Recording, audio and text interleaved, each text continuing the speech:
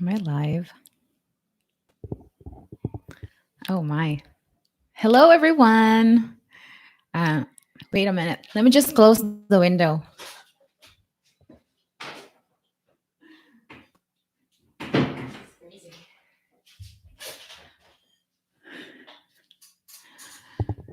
Can I? Can you hear me, guys? Um,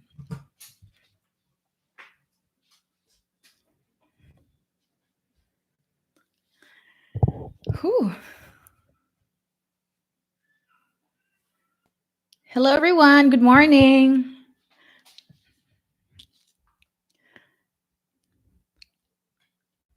Oh God. Again, bear with me because I'm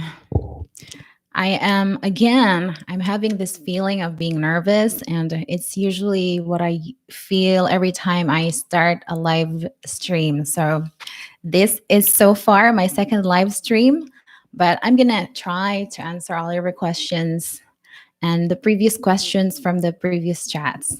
So, thank you so much for being here. By the way, we already have 25 people online.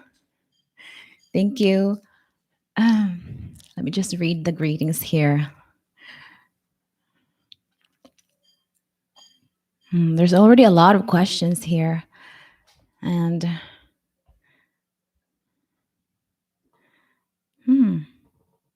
good morning, Nadia. Hello. I think I remember you from the first chat, from the first live stream. Oh, so there's a lot of good morning messages right now. I'm not going to be able to read everything, but today we will maximize our time and make sure that I answer some of the previous question from the last live stream. And yeah, I'm gonna begin now after reading some of your messages.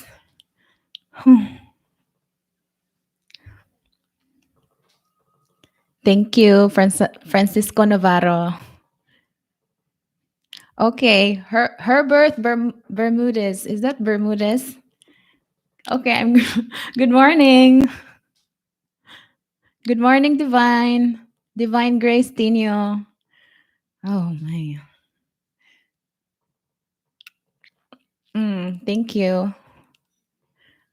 Okay, so now let me just dive directly to the questions that I have saved here. Let me begin by answering the question from CJB Pantorilla. She posted she posted this question in my Facebook group because as some of you might know, I have a Facebook group. I have created it months ago, but I just announced it lately. So the name of my Facebook group, if you're interested, is Question Facebook group. So if you just search that on Facebook, you will find it. And I'm gonna first answer the question of CJB Pantorilla. And her question is how to answer the job interview question. Tell me something about yourself. Uh, in her case, she dropped out of college because of the pandemic, and she doesn't know what to say in terms of her educational attainment. So she said, where is it? Isa po akong call center applicant. Tatanong ko lang po sana kung yung tungkol sa tell me something about yourself. Napanood ko naman yung tips and advice nyo. Wait. Ano po bang maibibigay niyong tips sa tulad kong undergraduate? I mean, isa po kasi akong first year college student pero nahinto lang nagsimula ang pandemya. Nahihirapan po kasi akong pagbuo ng idea tungkol sa educational attainment. Okay, so CJ, if you're watching right now, I think the best thing that you can do here is to not make your educational attainment as the highlight of your answer, because you drop out of college. So in your case, you have no job experience, I assume. Oh wait. Okay, so sorry about that. I'm gonna silent my phone for now. Okay, so CJ, you have no job experience, I assume, and you're still at school and you're planning to apply in the call center. So in this case, what I would want you to do is to just talk about yourself, your hobbies. Some the safest hobbies that you can talk about is watching movies, reading books, listening to music. Those are the safe kind of hobbies that you can talk about. But if there are hobbies that make you unique, that will pique the interest of your interviewer to ask more about it, then talk about it. The more unique and more interesting the hobby is, the better, because it will make you more memorable for the to the interviewer. So she's going to remember you more. And of course, this is not the only requirement for being hired, but the more memorable you are to your interviewer, the better. So talk about your story. And if you can talk about a story that will support your claim, for example, you're going to say, I'm, I'm usually a very patient person. And then if the interviewer is going to ask you follow-up questions about that, then if you can tell story supporting your claim that you're a patient person, then the better. So just talk about your story. But the safest topic that you can talk about is your hobby. That's it. That's what I recommend. Because the interviewer is not going to take it against you if you have no job experience yet and you're still at school. So that is my answer. And oh god, can you hear the dogs? I'm so sorry, I can't stop it. It's the dog of my neighbors, and sometimes they do this, but eventually they will stop. So I'm so sorry about that. I already closed the window on the door, but I can still hear it. So I'm so sorry. Hmm. Okay, I'm gonna read the comments now. First, how to gain confidence when it's your first time applying in a call center. So, okay, I have talked about this before. In this case, it's normal to feel nervous. You will always feel nervous. I feel nervous right now. But when it comes to confidence, I think you're going to start with very little when you first apply in the call center, and that's normal. The best thing that you can do here is to really just practice and make sure that you have prepared for the most common interview questions. Like, tell me something about yourself. Why should we hire you? Make sure that you watch my videos about that. I have, I think, around almost 9 interview questions now. So watch that and make sure that you know how to answer. You get the main idea. Basically, during the interview, you are selling yourself. You're selling your skills. So just when you're answering interview question, you just want to make sure that you're convincing the interviewer that you're the best fit for the job. So that is the goal. When it comes to confidence, you're I think what I recommend is you adjust your body language. I'm probably not the best person to talk about this because right now I'm nervous too. But I think what you need to do is to smile to your interviewer.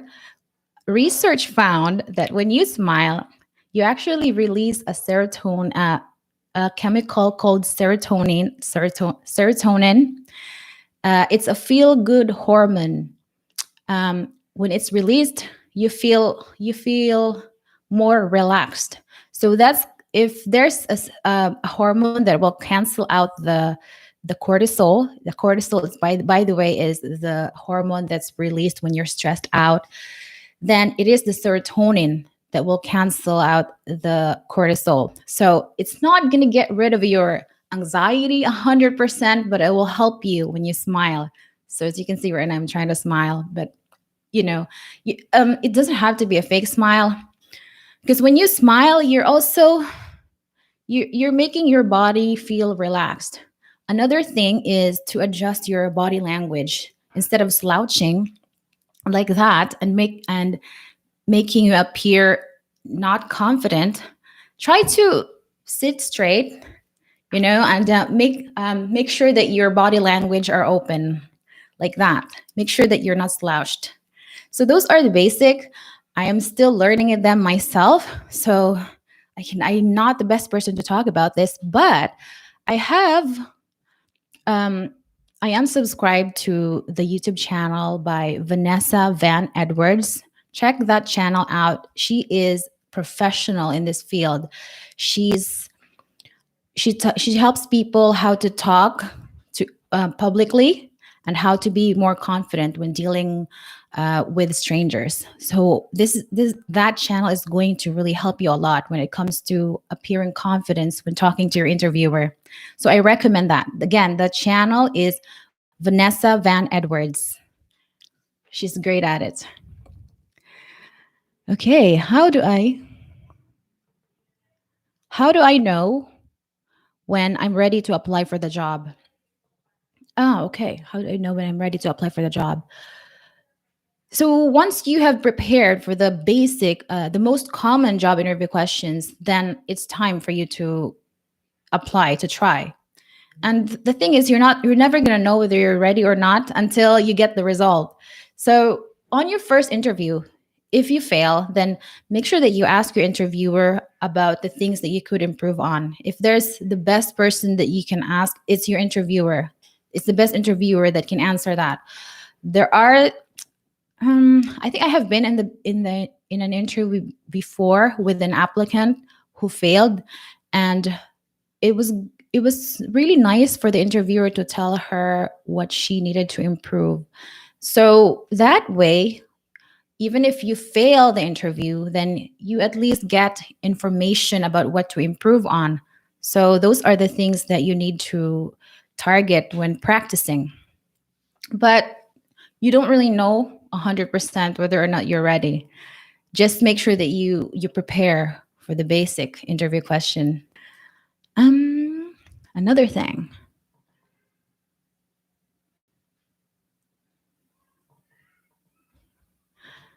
I'm beginning my training for AT&T. To be honest, I'm not confident enough with speaking. The account is retention department. I'm looking in Discord and Reddit for native speakers for practice. Yeah, this is the problem because some people usually talk to native English speakers by signing up in dating websites. I am not sure if that's something I recommend. Um, if you want, you can probably join my Facebook page, and I know my Facebook group, and maybe you can connect with other applicants there that you can talk in English with. But the problem is they're usually they're not good. They're all they will be Filipinos, so they are not really native English speakers. But it'll already help you at least. It will help you practice your speaking skills. Mm.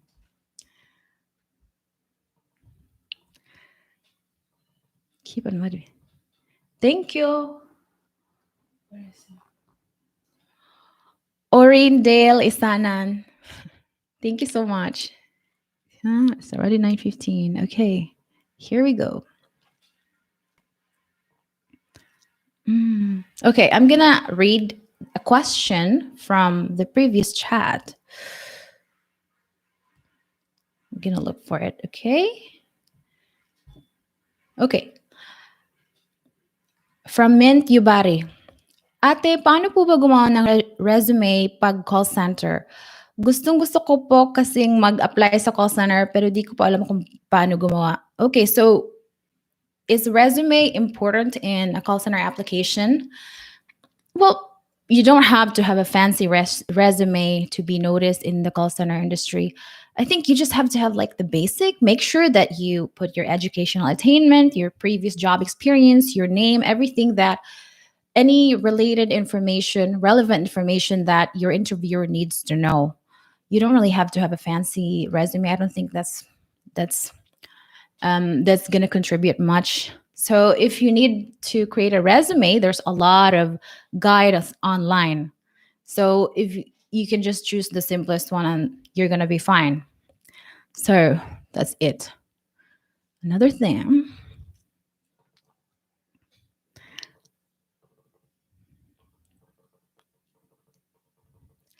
Hmm. Another question here. Um, hmm.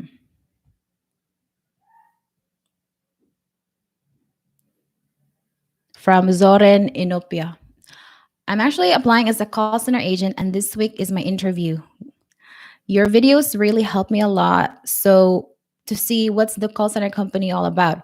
I still have a question though. How can you share all your thoughts through speaking? For example, there's a question that needs to be answered efficiently. How do you give and deliver your best shot? Uh, for n- okay, so this is something that native English speakers do automatically, subconsciously. You know, the answer questions really fast and spontaneously. But in this case, since we're still learning, we're still improving ourselves when speaking in English, then I recommend to use the framework PREP. PREP. It means point, reason, explain or example or elaborate, and back to point. So, for example, uh, somebody asks you, what is your hobby? What is your favorite hobby? And then you're gonna say something like, point. My favorite hobby is reading self-help books. Reason, because it helps me with my self-improvement. It exposes me to ideas that I would never have learned had I not read a book. That to the idea It exposes me to the ideas that I would never have learned from by interacting with the people around me, with my family. And example, or you can elaborate more further. You can say, for example, um, I learned, oh God, can you hear the cats? I'm sorry. So, for example, I learned a really great idea from this author that when you talk with your hands, you actually appear more confident. You know, those things. So you just have, and then so that's the part where you explain, provide examples, so you elaborate further for your speaker to understand why reading is your favorite hobby. And lastly, you go back to the point. And that is why I really love reading books, and I'm probably not gonna stop anytime soon. So, in that way, by using the prep framework, you're explaining your thoughts in a more organized way. So, when you do that, your ideas are not all over the place. You're able to express all your ideas in an organized manner, and it's better for the listener overall and for your interviewer, especially.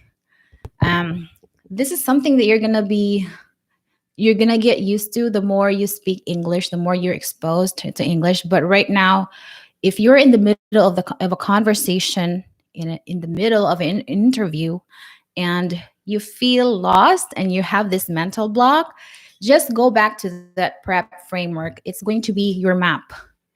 So you won't get mental block during your conversation. At least it'll help you. Hi, another. Ma'am, here's my question. You don't have to call me ma'am, just call me Sheena. Because in the call center industry, we usually call ourselves in our first name. I think that's something we got from the Americans, or I think that applies to all native English speakers. I think, but especially in the U.S., they usually call themselves by the first name. So here's my question: as a newbie, how much salary would you expect from our company?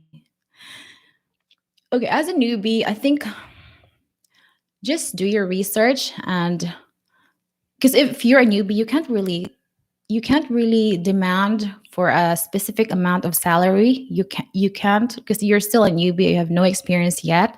So just kind of research the money, the basic salary, the standard salary in that company. Yeah, that's how I would answer that, I think. Here's my question. how much salary to expect from our company. And you can probably add, I am still a newbie, so the standard salary is good enough for me. Right now, I am really just focused on improving my skills, something of that line, something of that nature, something like that, if you're a newbie. But I think it's going to be a different story if you're already experienced in the field. I'm just not sure how to answer that because every time I'm asked that, I just say the standard. I'm not really usually used to talking and to demanding a higher salary. I haven't really done that before. I probably should have, but I haven't done that. So another thing, Miss Miss Candice, I'm a big fan of you. Thank you. Mm, I like your accent. Oh, I like your accent. You sound like if you were from the USA. Okay, well that's strange because um, there was there was okay in the past when I was younger. I actually kind of dated this guy. I think he's from the UK, and we were talking over the phone. We haven't. What were we talking? We were talking over the phone, and we haven't met in person yet. And when I was already in the call center at the time, so I already knew. So I already knew how to speak in English. And he heard my voice, and he said he heard my accent, and he said, "Oh, you sound like you're a native English speaker." And I thought it was a compliment because here in the Philippines, we think that it is a compliment. When you're told that you have an accent like a native English speaker. But and he replied saying, "Oh, it's not a compliment." It was awful. It was awful because I don't know. It's just funny that we think that it is a compliment here in the Philippines because we're trying to learn English, but it's just he was from the UK, so he's a native English speaker, and he just it was just a statement, but it wasn't a compliment. But I thought it was a compliment, so oh my god. Anyway, it's just a story. Okay, how is the sales job in BPO? Um, Unfortunately, I have not experienced. I only experienced working for a sales account for 3 days, and then I went AWOL. Unfortunately, it wasn't even. It wasn't even a sale. Like I was selling something. I was just signing up people for a free heart scan. So it was basically like selling, but I I quit 3 days because that was my first time in the BPO industry, and then I was assigned right away to an outbound account. So I didn't like that. So unfortunately, I cannot give you tips on you know, how to work for a sales account. I think check out the channel of Kevin Olega. He has a Facebook page called Call Center Training Tips. There, I know for sure that he has an experience in sales. So you can probably message him and ask for a lesson about it because I can't talk about sales account here. Unfortunately, I did not have the experience. How do you feel to work in call center for the first interview? How do you feel to work in call center for the first interview until the last? You mean how I feel when I'm in interview? Oh, of course, I was. It was nerve wracking. I was so nervous, and that's just something that we have to deal with when we're looking for a job. Have you tried handling credit? Oh, it's gone. Vincent Paul Tornilla, have you tried handling credit cards? No. Although I heard there are accounts who, you mean, okay. Do you mean credit card companies? Because I heard that there are accounts who take credit card information over the phone. I haven't personally experienced that. My experience was in an e-commerce store and a telco account. That's it. Those are my only experience. I went to apply and I got rejected. Try again. This you will not run out of any of call center company in the Philippines. So just try again, work on your weakness, figure out what those weaknesses are, and then try to improve them, and then set a date to reapply. My question is usually how many questions for initial interview? Usually, in my experience, there's not a lot of interview questions in initial interview, and they usually don't ask follow a lot of follow-up questions during the initial interview because the follow-up questions usually are reserved for the final interview. So you have a higher chance, of course, of passing the initial interview, but I don't know specifically how many questions in an initial interview. All I know is that the approach during the interview is going to be kind of shallower, less specific during the initial interview, and more specific and more in depth during the final interview. So nice to see you again. You're a great teacher. Thank you, Mercedes Castro. Okay, another thing. It's true that your first month in a call center is the hard one, and you may feel disappointed the first days. Yes, it is true, obviously, because you're gonna experience everything 100%. You're gonna, yeah, everything is 100% new. It's going to be really overwhelming, especially when you're talking to your customers, to a native English speaker. So, but once you survive that, then that means you're going to survive in the years and years to come. So don't worry about it. I think you're just going to have to focus on surviving your first days of your call center life. Question. During the interview, if the interview was amazed by your answer, will they ask you more questions? This really depends on your interviewer. It okay. Well, okay, I'm going to tell you a secret. I think I already told you about this in my first live stream, but when I first applied in the call center, I actually memorized the answers to the known interview questions, the basic interview questions. Tell me something about yourself. Why should we hire you? I memorized all of that because I wanted a little pick me up once I'm in the middle of this mental block. There are times in the interview that you're gonna you don't know what to say next, and those things that you memorized will help you get back up, so you don't have this really awkward silences during your interview. So your question is, if the if the interviewer is amazed by your answers, will they ask you more questions?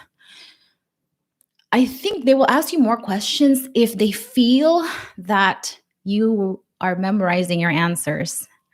And my trick to that, to not let the interviewer know that I was memorizing my answer, was to put some I'm from, and then you put some kind of, I'm from Davao Oriental, and you know, those, you put some in the middle of the sentences, but of course you don't have to overdo it because too much filler is bad too. It's distracting. So try to put some there, here and there. Don't overdo it, and you will already create this impression that you're really thinking about it live, about your thoughts live. So yeah, that's what I have to say. And I was lucky enough to pass during my first call center interview. Fortunately. Okay.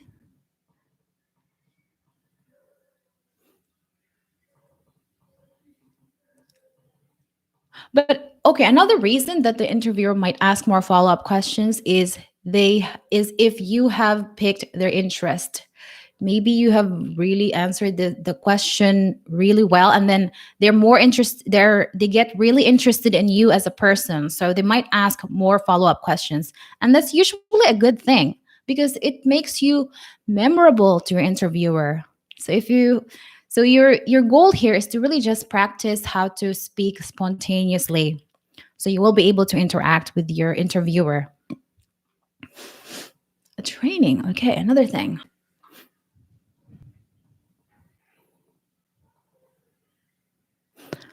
I'll begin a training at a communication line on Monday. What do you recommend, and what's the hardest part to deal with in that area? Do you mean a telco account communication line on Monday? What's the hardest part to deal with in that area? It's the same for all the call center agents. It's it's communicating in English. Me personally, when I started taking my first call on my first day, it was the fact that I was having a hard time understanding the accent of the customer. Not that I couldn't understand it at all, but my mind was lagging behind. It's like, when somebody talks, you're supposed to understand it automatically. But for me, there was like a few seconds of lag. So it was hard. But again, this is one of those things that you're gonna have to deal with, you're gonna have to experience and then get better at the more you do it.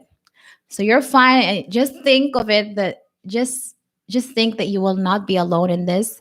Your fellow call center UBs will also feel the same, will also experience the same. So it's fine. The best thing that you can do now is to just really immerse yourself in the culture of the country that you're going to be serving. If it's going to be the United States, then watch US movies. And the good thing is we already have Netflix now. So this is not going to be an issue if you really just do it consistently. Another thing. Good morning, Fernando Oligario. Another question from my previous chat. Wait, where is it?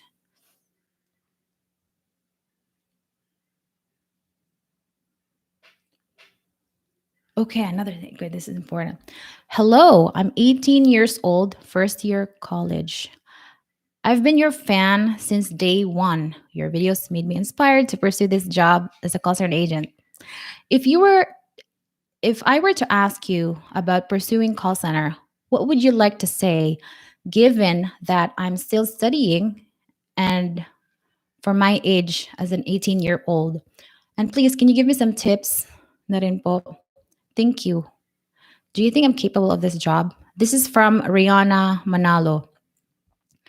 Okay. Hmm.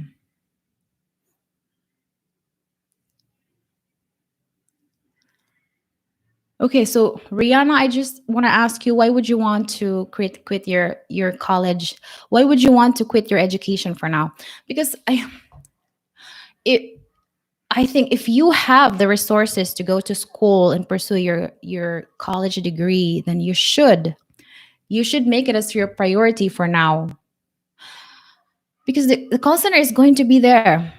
It's not going to go away.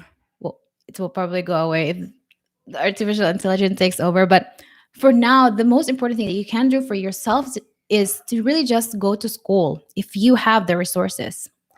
Me personally, I would have preferred to have a 4-year course, but at the time, my parents could only afford a 2-year vocational course, so that was already fine. But I finished that course because I knew that wherever you go, you're always gonna have that education under your belt. So if you have the resources, go to school first before you go to call center. And yeah, but of course, if you have to quit your job because of the pandemic, like the previous viewer, then you can go to call center, of course, if that's your only choice. Um, about your question, do you think I'm capable of this job? Only you can answer that for sure. I cannot answer that for you because there are people who are really good in English, speaking in English, but they can't take on the stress. They can't deal with the stress. So it's overall, it's not just the communication skills that you have to deal with. You also have to deal with the stress. And the stress, if you're a person who's not used to it, then it's going to be overwhelming. So yeah. That's it. I hope I answered your question. Okay. Another thing.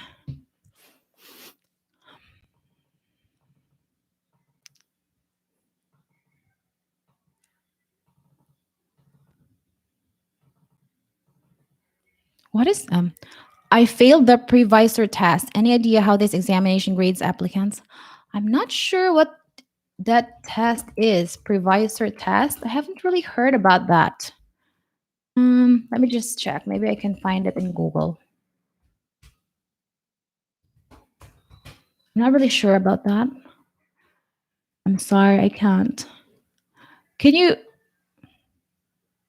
Can you let me know what exactly is a previsor test? Because I haven't personally experienced it. Okay, another thing. I'm getting ready while watching your videos. Thank you, Mika Perez. I really love your videos. It's informative and helpful. Hi. Hi. Okay. You're asking me for a shout out, but I can't really pronounce your name. It's MDCC. MDCC. Hello, MDCC. What is your Facebook page? So my Facebook page again is Question Facebook group. Question is spelled as KWSTYON and then Facebook group. So you're gonna find that in Facebook. Just join. From Serenity Efron, mahigpit ba ang background check sa mga call center? Okay. In my experience, financial accounts, they really do a background check because it involves money. So they really have to check your integrity, your reputation, your background, your criminal background if you have one. I think if you have a criminal background, you're not going to be able to you're not going to get the job. But for sure, financial accounts, they do a background check. But if it's just a small call center company, I don't think they do that. If it's just an e-commerce store, I in my opinion, I don't think they do that. If they do, then there's not a lot of them who do that because it's costly. But I think if the account is financial, they will for sure do that because it involves money. It involves money, so they don't want to hire someone with a questionable background. Okay. Congratulations. I love the channel and the content. Your videos helped me a lot during my last 3 weeks working in a call center for the first time. You're welcome, Eduardo Tapia. Good morning. Thank you for your tips. Kakauwi ko lang galing training. Oh, that must be so exhausting. Kian Obosa. Yeah. Well, I can really relate. I've been there for 4 straight years and it's not easy. No. I hope you get to read these shout out, Eduardo. Yeah. Okay. I really like your voice. Sometimes I just play your videos before I sleep. It calms me for whatever reason. Thank you. Okay. I always watch your video. I used to it, but okay, Miss Candice. I always watch your videos and I'm used to it, but some of my customer told me, "Where are you from?" Okay. So when customers ask you this, "Where are you from?" They usually already know hear from your accent that you're not a native English speaker. So if they do that, it's probably because they're just curious, they just want to know you as a person. Another thing is if they're asking this when they're irate, "Where are you from?" Then that means that they're not happy about your service and they're probably going to ask for an American rep next. So those are the possibilities. But don't take it always negatively. Usually they really just want to know you. Where are you from? That's it. It depends on how they say it. Okay, and by the way, talking about that, I have a question here by Rolando Santa Cruz. Recently, words have it that accent doesn't matter anymore for a call center agent. How true? Um, mostly yes. Mostly yes. It doesn't matter, but sometimes no. Okay. Here's why. As long as you can help your customer get to the best resolution as soon as possible, then your accent is not going to matter as long as she can understand you and you could understand her accent.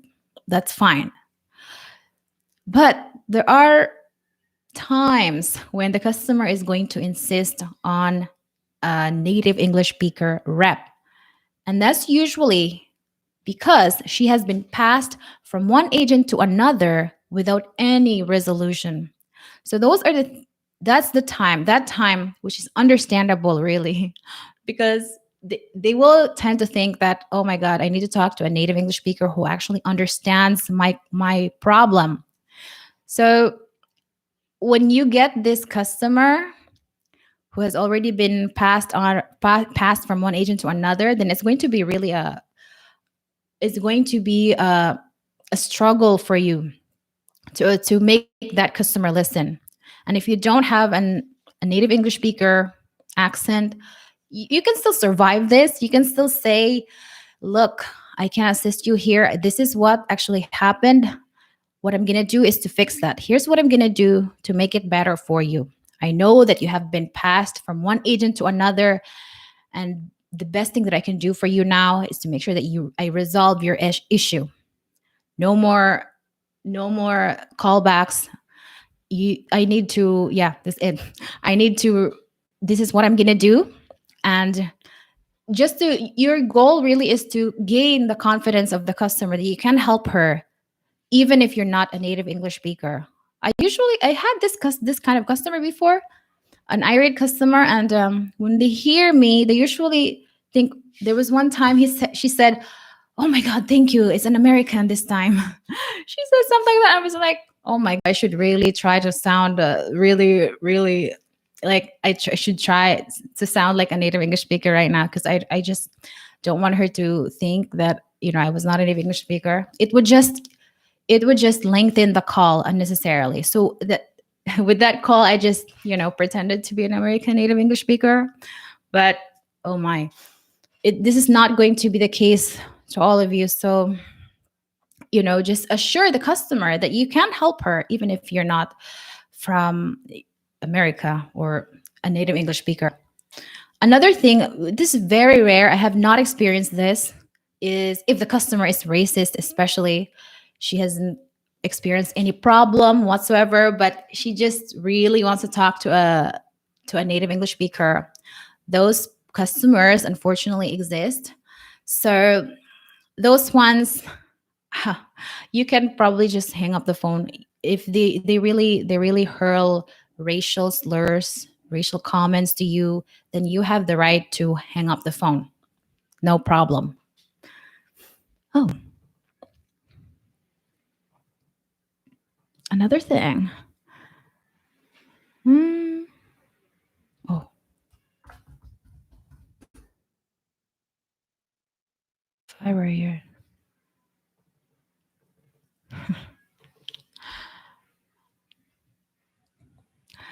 From MDC channel. Huh. I'm working now in BPO in the cancellation department. It's so hard to understand the American. That's true, I understand. Some of my customers said to me, please transfer me to a US representative. Oh, okay, this is done. This is done. Yes, that was my answer.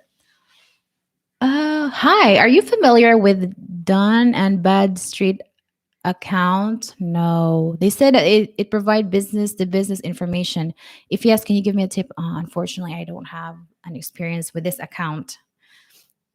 I love your channel. Oh, Sue, you're so charming. Oh, really? I am charming because, oh my God, I'm not like this in real life. I usually just don't talk to people in real life. Anyway, yeah, okay. Oh,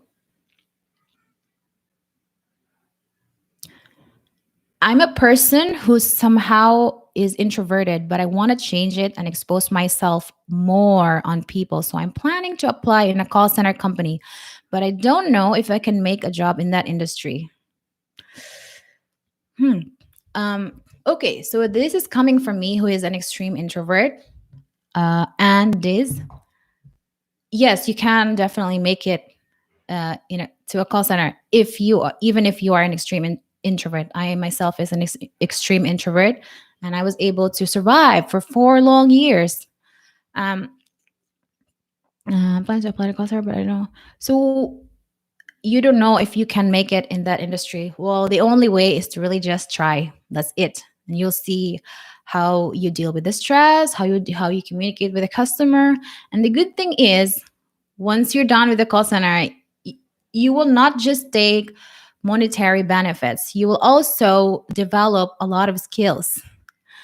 Before call center, I would I before call center, I would never be able to like ask ask people and be more assertive about what I want.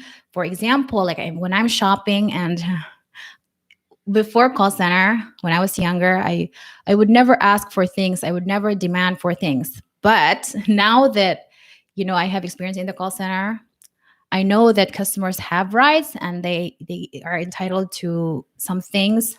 So when I ask for a request, I'm usually confident when I'm delivering it. I'm not shy. I'm not timid, and because I know that I have the right as a customer. So it helps you be more assertive. I think that's what I'm trying to say when you have an experience in the call center industry. Are you? No, I don't. I'm not familiar with that account, MDC channel. Hi, could you help me how to know how to ask the right probing questions? I have 5 mock calls right now. I Andrea Rodriguez. Right now I have 5 mock calls. In With all these mock calls, I have there's a part there where I ask probing questions. It really depends on your account. With This is usually important. This is especially important if the account is in any account for that matter. Sorry, this is really important probing question. But you have to define what do you want to know from the customer. What are the information that you need to know from the customer for you to be able to identify the problem? That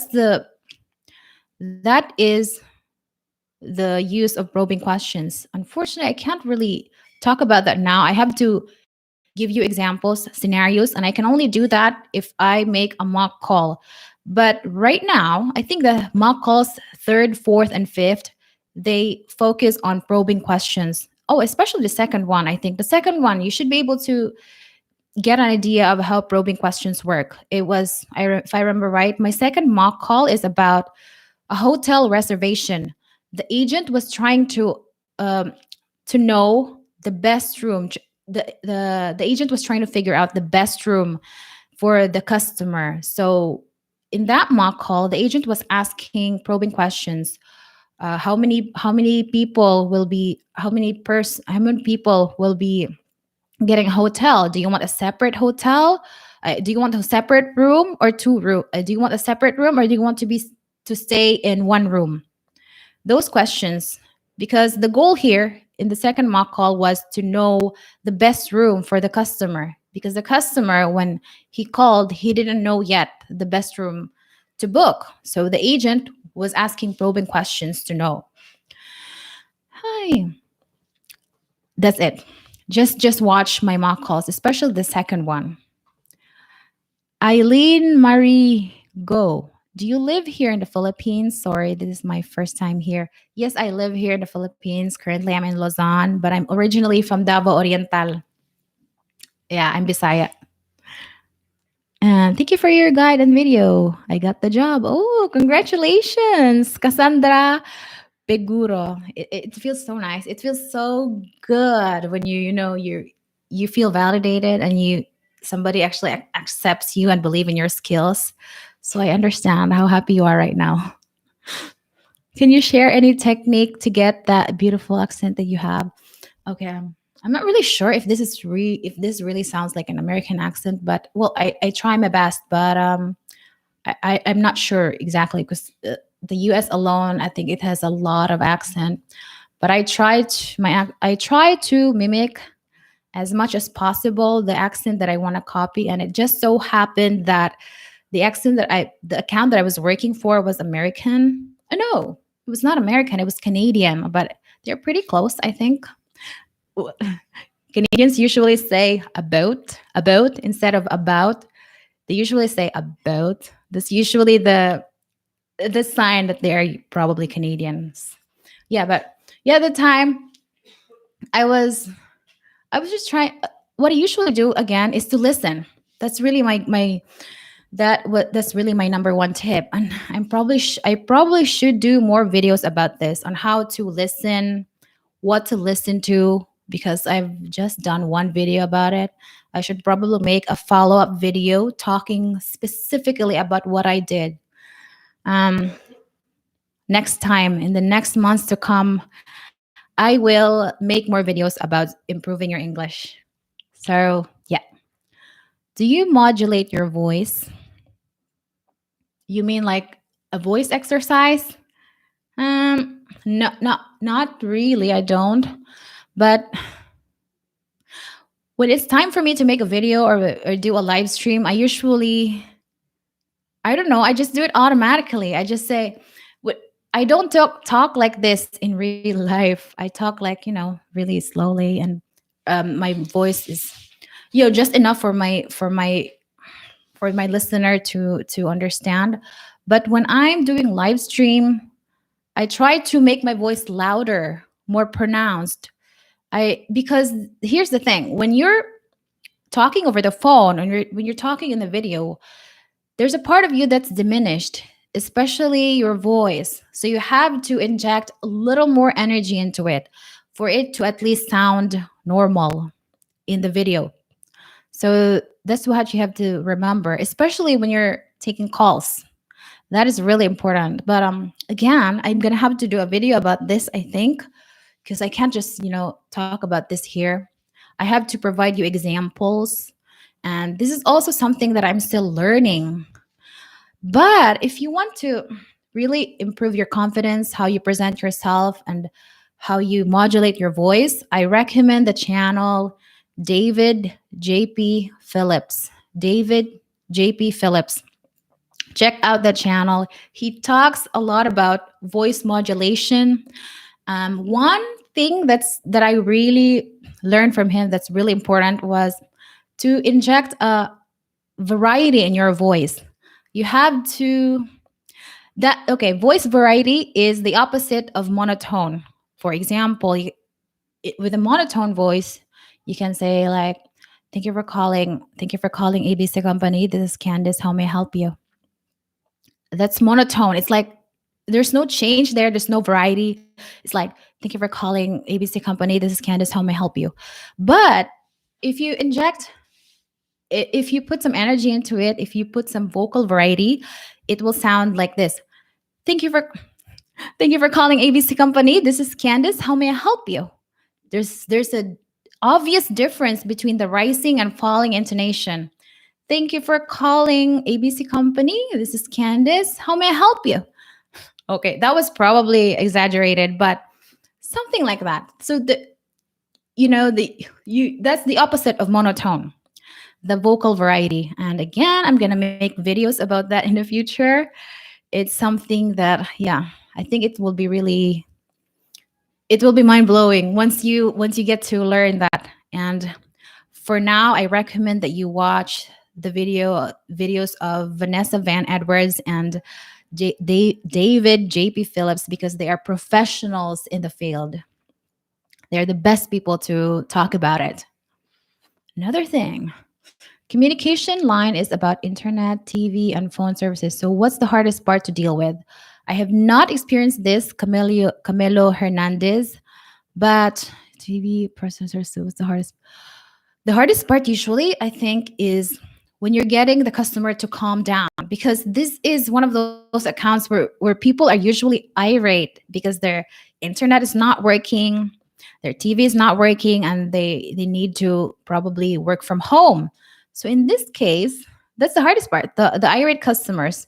So what you really need to do here is to make sure that you address the feelings of the customer first, and then immediately proceed to the resolution. The soonest you could provide a resolution, the soonest you could resolve the issue, the better. Because, of course, they want to get their internet back as soon as possible. That's the hardest part here. Of course, I assume that you were accepted for a job because you know some technical skills. So if you know technical skills, then it's not going to be a problem.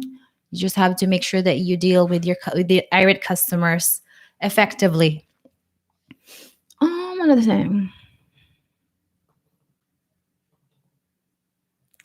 Hi, Ale. Shout out to Alan Alonso. Hello. Have you ever worked in Boost Mobile due to there's a Boost Mobile concert in the Philippines? I'm not really familiar with the account. I only worked for two accounts, guys. I only worked for 4 years, so no. No. Another thing. From Sounds On. Please make something about behavioral tests, behavioral interview questions. Yeah, I haven't done a video about that yet, but okay, I'm gonna make a video about that soon. But if what you should do when answering behavioral interview questions is to make sure that you're to highlight your problem solving skills. The goal, the reason why interviewers ask these behavioral questions is to gauge how you react to certain situations, your personality. They want to gauge how effective you are at problem solving, or yeah, they really want to know your personality if you're fit for the job. So basically, you just want to highlight how you deal with your problems effectively. That's the whole idea of it. And again, I'm going to make a video about that. So it's more detailed with more examples. So, another thing.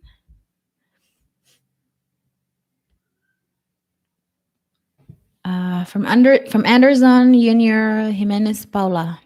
Where else can we follow you? Instagram. Thank you for your videos. They are really helpful. So I don't, as a rule, I try to limit my social media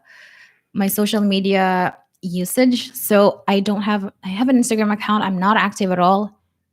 I'm not sure if I would even sign up for it.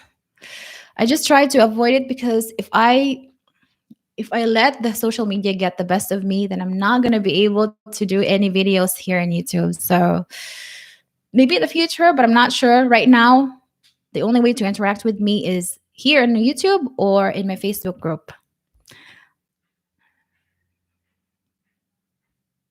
Okay. Another thing.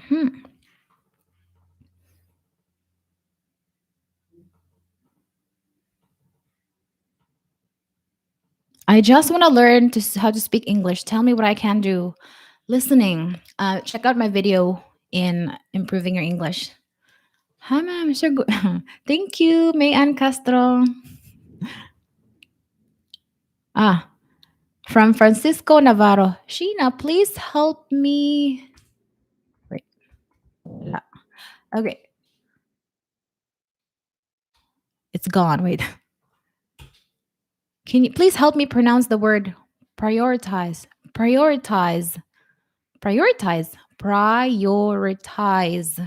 Ties. Z. It's a Z. That's it. And you have to pop the T a little bit. Some people some people say prioritize.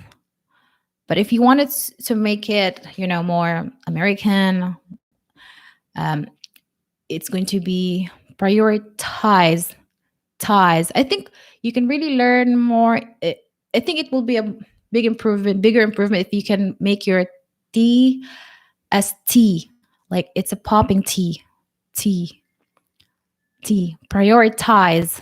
That's it. What is the main reason why applicant failed in the final interview? I'm not an interviewer, but I would assume that it's the communication skills. In the initial interview, they usually just ask questions, and they usually don't ask any follow up questions or very few follow up questions. But with the final interview, I would assume, based on my experience too, that when the questions during the final interviews are more in depth, there are more follow up questions, and the interviewer is really going to kind of turn you upside down. So they would know how you respond to questions. Of course, interviewers know that in some way you have already memorized some of your answers, and by asking follow-up questions, they're going to figure out how you would respond to impromptu questions, to the questions that are not expected. So again, it all boils down to your communication skills. You have to be able to communicate. What is the difference between call center and BPO? BPO is a vast umbrella.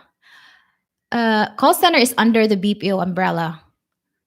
Call center is, when a headquarters where people make and receive calls. That's it. But BPO does not necessarily have to mean call center. BPO could be a company of virtual assistant, a graphic designer, anything. BPO is a process where company A hires another company, which is company B, to do a certain task for them. So in the case of Amazon, if Amazon wants to hire a company that would handle their customer service jobs, then they would hire company B to do those specific tasks for them. So that process is called BPO, or business process outsourcing. So that's the difference. Tickles Kirante. Since the first day I watch your videos, it makes me motivated a lot to apply in the call center industry. God bless. Thank you. That's so nice to hear. I'm watching in here in Baguio. Thank you for sharing your video. God bless. Hello, Ferdem, Caleb. Why is it beautiful? Oh, thank you, Kelvin Show TV. I don't know. I don't know. Thank you. That's all I can say.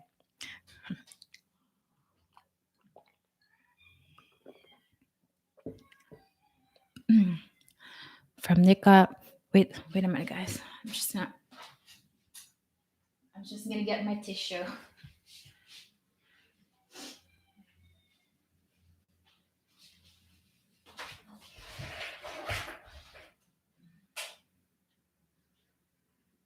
Okay.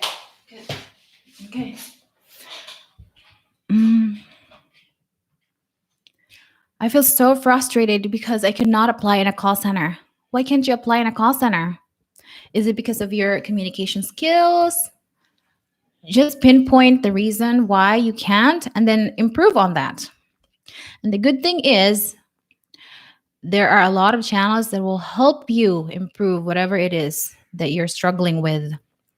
Um, during the times of our grandmothers, our ancestors, they didn't have the internet, but now there's unlimited amount of information that is available at your fingertips. So whatever you want to improve on, you can always do it.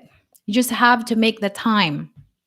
I think what we're really struggling now is the fact that we have so much information that we can't even figure out which one to focus on. So again, it all boils down to priorities. You have to prioritize what are the things that you need to improve on to improve your life.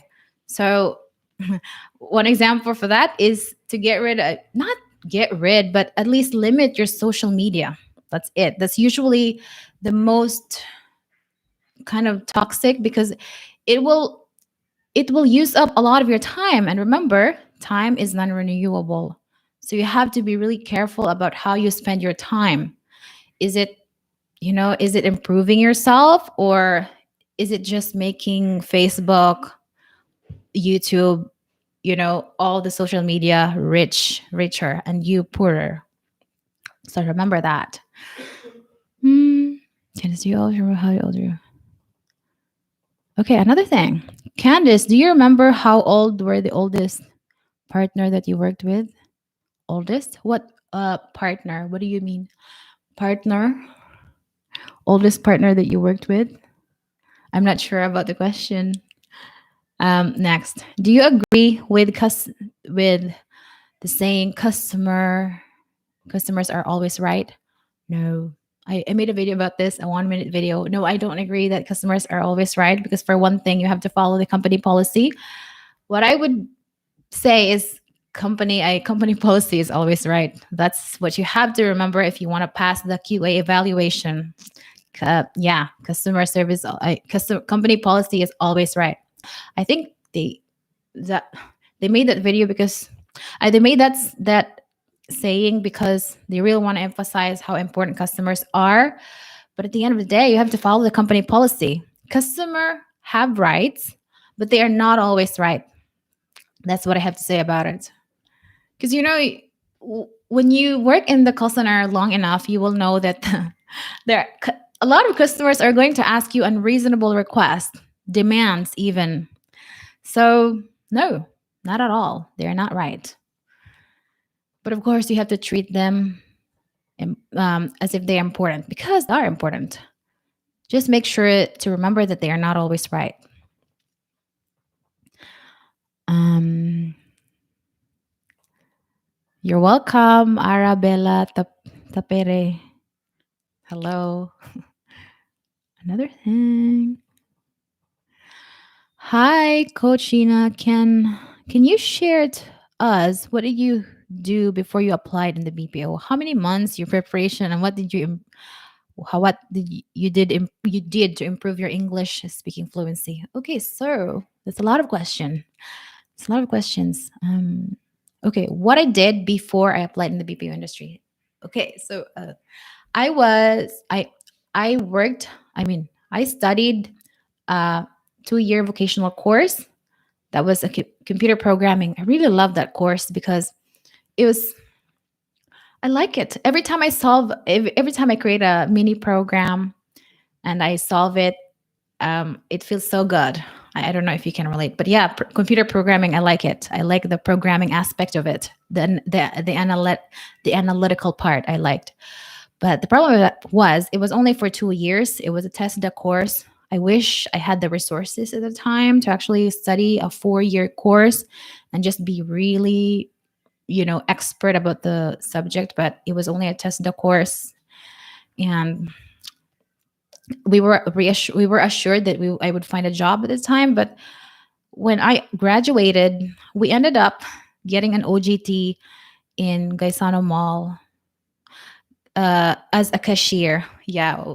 So we had an OGT there for 5 months, and we were kind of disappointed about it because we were computer programmers, and then we just ended up being cashiers. But going back now, I think that was that was really helpful, even if we were just we were just having our OGT as a cashier, because we actually went to the city. I mean, I'm from the province. I'm a provinciana, so it's really different. The city and the province is different. In the province, there's not a lot of opportunity. I mean, you can work in a municipality, but you have to have these connections.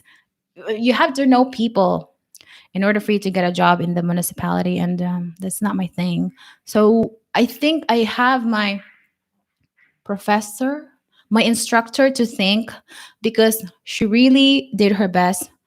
So she really did everything she could just for us to be able to have an OGT in the city, even if it was just a cashier and a sales clerk, because the us being able to go to the city was the reason why I had the idea of applying in the call center in the first place. If I was not able to go to the city, then I think now what would have happened to me was to me would be like I would get married in the province, probably got married to my neighbors because there are not a lot of people in the province. And then, yeah, that's all. I mean, I'm not saying that it's bad, but it was not specifically the thing that I wanted for myself. So everything works out in the end. I started out as a cashier, and then I was hired as a sales clerk for another 6 months, and then service crew in SM. We were just a tenant there for a milk tea store. And then after that, I was just so frustrated with the salary. It was only 20 pesos a month at the time. I know, not a month, sorry. 220 pesos a month. 220 pesos per day. So it's like 7K a month. And I had to pay the boarding house, which was already 800 at the time. I had to buy my lunch, my breakfast, my dinner. So it was just not enough at all. And I had to, send my family a little something. So that was the reason why I really wanted to apply in the call center. What I did was just buy a lot of books from book sale. I'm not sure if you're familiar with that, but yeah, it was a book sale. They sell really cheap books, and that was the first time that I just got the idea that I can probably make my life better by applying in the call center. Oh God, that was a long, long story. I'm sorry. I'm sorry about that. So yeah, that's my question. That's my answer to your question. Um, yeah, okay. How I improved my English. I improved my English by first reading books from book sale. I would I would buy the really cheap books and then I would read them aloud and just try my hardest to sound like a native English speaker. But at that time, the problem was I didn't really know. I really didn't know how an English speaker would sound like. I mean, I got some parts of it, but I still did not get the full part of it. So it was enough for me to be able to be accepted in the call center, but it was not enough for me to be just confident during my first day of taking calls. So once I had my first day of taking calls, I knew that really just had to improve my English. And that was the time that I encountered AJ Hogue, that I stumbled upon his videos about his concept of listening as the most effective way to improve your English. So from then on, I abandoned the books for a while and I just listened. I bought DVD tapes. I think at the time there was like this CD, and then you just have to buy DVD tapes for 40 pesos, and then just watch series. I watched the Walking Dead series, I remember, and the Pretty Little Liars. Anything really, as long as it's in native English speaker. Yeah. Oh my, it's already 1 hour and 11 minutes. I'm gonna have to end this soon. I Once it reaches 1 hour and 30 minutes, I'm gonna have to end this live chat soon. We're gonna do this next week I think. Next video. Oh, hard because we're short. Okay, how many months my preparation? My preparation took me a year, more than a year, because I'm a person who always wants to be prepared, and that's not a good thing sometimes. So I don't recommend that you wait for more than a year to apply in the call center. You can, as long as you get the most common interview questions, then you're good to go. You're fine. And as long as you can also speak in English, understand English movies and speak in English at least 75% of the time, then you can probably really pass the call center interview. Where were you born? Yeah, in Davao Oriental, in the Philippines. Next video, ASMR. Since everyone's noticing your good voice. Oh, okay. Well, I don't know. I'm actually planning to create a new channel about gardening in the Philippines, but more like an ASMR kind of type. So I would do a narration, and then there would be videos of me, planting some flowers or things like that. But I'm gonna have to buy a property first if I'm gonna have to do an ASMR video. So because right now I'm in an apartment, I can't do any. I'm not sure I can do that yet. But yeah, yeah, I'm planning to make a channel about that. Okay, another thing. Yeah, okay. I'm gonna get some question from here. Wait.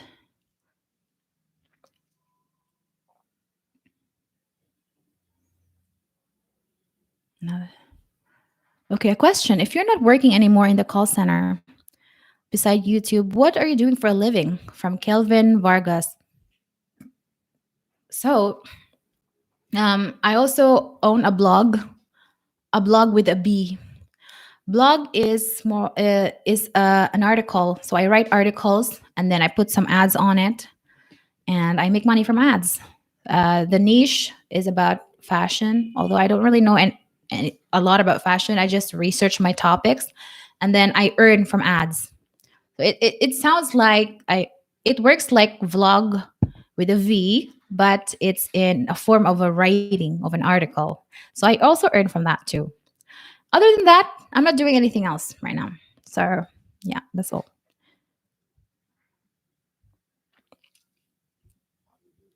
Okay, that's it. Okay, next question. From Eileen Marigo. Yes, for the first time I heard you speaking, I thought you lived in the US. Also, did you sign up for AJ Hope or you just listened to all his blog? I felt sad because when I check his VIP area, I know usually there's I don't really. Okay. Yeah, usually they are usually expensive for Filipino standards. So no, I did not sign up for AJ Hoag's course. I didn't even know that he has a course. One video that I just really watched from him. I think I only watched like 5 videos from him, but one video that really stuck to my mind was the his idea of listening. And then once I learned about that, then I just looked for channels, for YouTube channels that I want to listen to, for people that I want to copy. So right now, I am listening to Vanessa Van Edwards. She's a female, and I really want to copy how she speaks. I also listen to Marie Forleo. She talks about improvement, self improvements. So I like how she talks there. So I think really just observing the people that you want to emulate, that you want to copy, is the most effective way that you can improve how you speak. If you want to speak in a certain manner, yeah. So just make a list of the people that you want to follow in YouTube, that you want to copy, preferably a native English speaker, because I myself I make some grammatical mistakes, grammatical errors here and there. So okay, follow at your own risk. But yeah, if you what is happening to me? Yeah, so just really follow the people that you want to copy. That's it. Period. Um, I have accent, and people always comment me about that. However, I don't know what accent I have. Technically, we all have accent, all of us, even the Americans. We all have accent. But what I mean by I would assume that what you mean by accent is a heavy accent. I We all have accent. Even me, I have an accent that is Filipino. There are I can still notice it in my recordings. I don't think it matters much as long as you can help the customer. As long as it's something that your customer can understand without problems. And next thing, it would really cost me a lot, and I don't have to work, right? I really wanted to speak. No, Eileen, you don't have to pay for paid courses. No, not at all. There's a lot of free resources online. You, I did not pay for anything. I think the only course that I paid for was uh, a course on how to speak French. That's all. Nothing else, really. All the things that I learned by watching YouTube. This YouTube is really the social media that I cannot live without. Um, yeah, that's really all of it. That's the only yeah, another thing. Did I really pay? Yeah, even with blogging, I did not pay for a course just to learn blogging. There's a lot of tutorials online on how to learn how to blog and make money from it. So, as you can see, you don't have to. The good thing about courses is they are really straightforward. They don't have ads, and the courses are structured and detailed and in order. So but with free resources, you're gonna have to be more proactive with your search. You have to sift or filter out the information that you can learn and ignore. So that's the downside of having a free resource. But other than that, it's fantastic. It will really help you improve yourself if you have if you have the time and the dedication to learn it. Your voice is actually soothing. I can listen to you all day without getting bored. You can be a radio DJ. Oh, thank you. I love your content and your voice. Thank you. Oh man. Done again.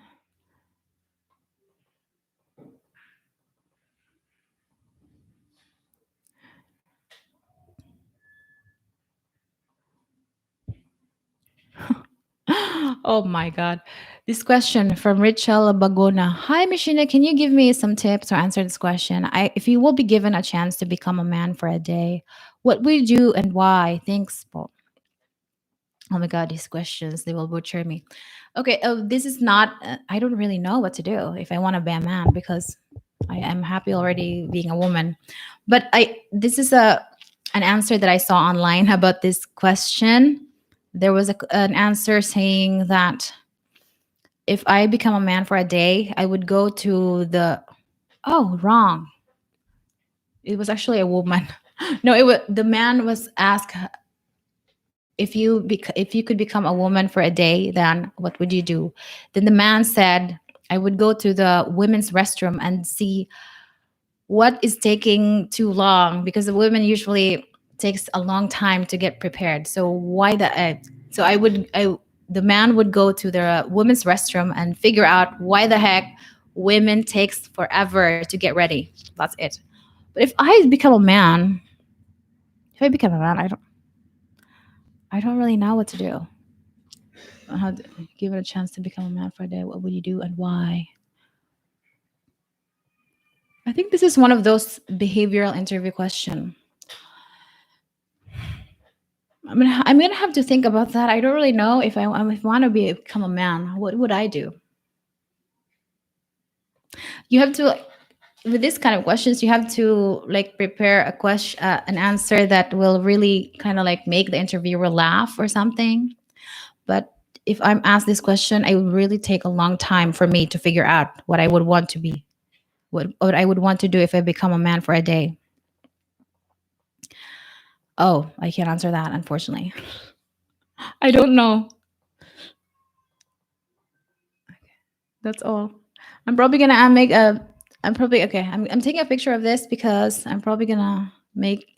I will include this in one of my videos soon. God.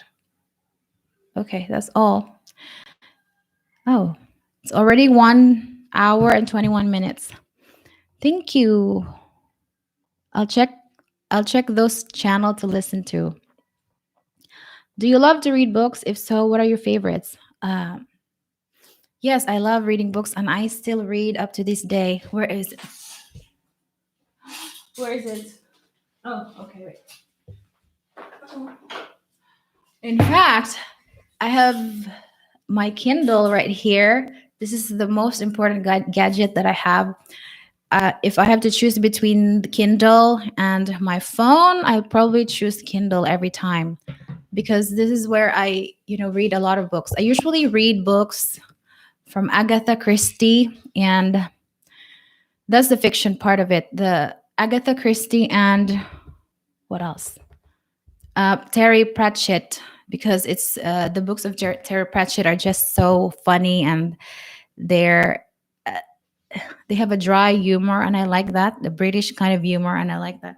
So he has 46 books, 43 books, something like that, and I have already read everything. So that's the fiction part, and then currently I'm reading the book Captivate by Vanessa Van Edwards. It's all about appearing confident and connecting with people. So, but usually I read fiction books because they help me escape and they help me relax after a long day. But I also read nonfictions and usually about, oh, what is that? Usually about self improvement. Eduardo Tapia. Yes, I have a Facebook group right now. You can search Question Facebook group on Facebook and join. Oh, I really love the way you talk and your voice. Can you help me on how to overcome my nervousness during an interview? Thanks. You don't really overcome your nervousness during the interview, but you can you can take some steps to make to make yourself less nervous. Like you can adjust your posture. Instead of slouching, you have to sit straight, and you make sure that your body language is open. Instead of try not to cross your hands. This is really bad for if you're doing an interview. Just make sure that your body language is open, and also smile. Smile will help you with your anxiety. Yeah, that's it, Abigail de la Cruz. Mm.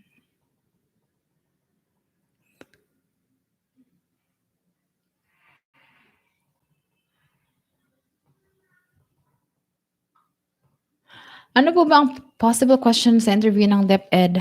Oh, unfortunately, I don't have experience with in DepEd. So this is for more for call center agents. It doesn't hurt my ears when you speak. I really got distracted if someone overdo the way they talk in English. Oh, thank you. Um, what I really did is to just listen to the people that I want to copy. That's all. Especially Marie Forleo.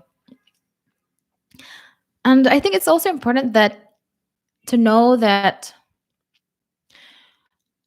when you're speaking a language, it's like you're singing a song. I don't know if that makes sense, but that's how I think about it.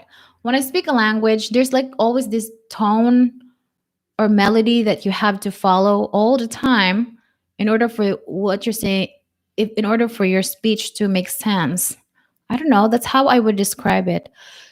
So think of it. I think if you're not tone deaf, which means you are not sintonado in Tagalog, I think it will really help you to kind of modulate your voice. That's just my theory. I'm not sure if that's right, but that's just my theory. But I think, yeah, if you really just, improve over time, make sure that you're consistent with your listening. Listening. That's it. Um, how can you motivate people that is not originally from the BPO industry, but they want to be a CSR? Just do it. That's the only way that you can really do it. Prepare for the interview questions. That's very important because it will give you an idea on what exactly interviewers are looking for when they interview their candidates. Some people would say that you should never get tips from YouTube vloggers on how to answer interview questions. You just go along with the flow, and that works for a lot of some people. But for me personally, it doesn't work like that. I really have to have some sort of preparation for me to be able to tackle a certain challenge myself with confidence. So me personally, if you're like me, I really want to prepare, especially for a very important uh, event like an interview. Yeah. So yeah, if you're not originally from the BPO industry, just do it and just do your research. It will give you more confidence to pass your interview. Tanong ko lang po, 'pag local account, call center ang papasukan, may versa and call pa rin po ba? I'm not sure, but if it's a local account, which means you're gonna be speaking Filipino or Tagalog, then I don't think there will be. Because Versant, Berlitz, they're usually administered to test your English. So if it's just a local account, I think you're gonna be fine. I don't think so. That's just my opinion. Okay, so 2 minutes left. That's it. 2 minutes left, and I'm gonna end this chat. And we're gonna do this probably next week. How can I improve my English if I'm working in a call center? But it's so hard for me to speak with people but can understand. It's so sad for me. I'm 10 years old. 10 years old to speak with people. Yeah, just that's it. Just watch English movies.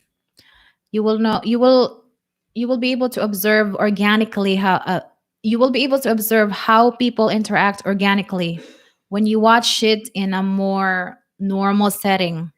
And the next best thing that you can do other than observe native English speakers having a real conversation is to watch movies, because movies are like, the reflection of daily lives. So what do you do if you could travel 5 years back?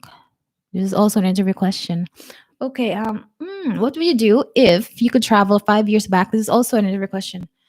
Travel 5 years back. Okay, I think I would probably go back to the time when I was still kind of like insecure. Okay, so this is 2021, right? So I'm gonna have to travel 5 years back to 2016. 2016, I was already, yeah. So I think I would go back to go back and talk to my older self and tell her that, hey, it's gonna be okay.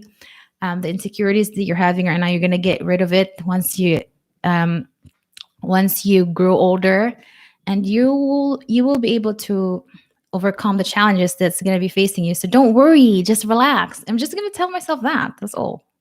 It's like I'm gonna give like a pat on the back. Yeah, that's it. I'm gonna motivate myself in order to be a better human being and just be better. I don't know if I answer that, but yeah, that's what I'm gonna do for myself. Um, I think the reason why interviewers ask this is they want to know what's really important to you as a person. What are your priorities? Me personally, I want to improve myself the best that I can. So yeah, that's why I'm choosing to just communicate to my older self and say, hey, it's okay. You're gonna be fine. You will get better and better and better. That's it. But it could be different for you. What Just define what's really important to you and you know, do what you want. Can you also make a video wherein you have all this? Okay, that's it. This is the last question. I forgot. I have to end the video. Can you also make a video wherein you have all the suggestive native English? You have all the suggestive native speakers. Sorry, I didn't catch the last two name you just dropped. Monica something. Wherein you have all the suggestive native speakers. You mean talking about the people that I talked about? I can probably, yeah, I will make a video about that, but I cannot like make a video. I cannot display their own video because that's their own video, but I can just talk about the ideas that I learned from them. By the way, the people that I watched are Vanessa Van Edwards, Vanessa and then space Van VAN and then Edwards. That's her name. And then another one is Marie Forleo. Marie and then Forleo, Forleo. That's all. Last question. How can I improve my English if I'm working in a call center? But it's so I'm done. I'm done with this. Okay. That is all for today, guys. This video is getting really long. Thank you so much for watching today. Again, this is my way of trying to improve my speaking skills and also connecting with you. So I hope I answered your questions, everyone. Unfortunately I didn't answer the question about me wanting to become a man. But yeah, I will probably make a video about that soon. That's it. Thank you so much, everyone, for watching. I hope we will have this live stream again soon, maybe next week. And that's it. Have a great day. Have a great weekend, everyone. Bye. I'm sorry for all the. Oh, bye. That's it.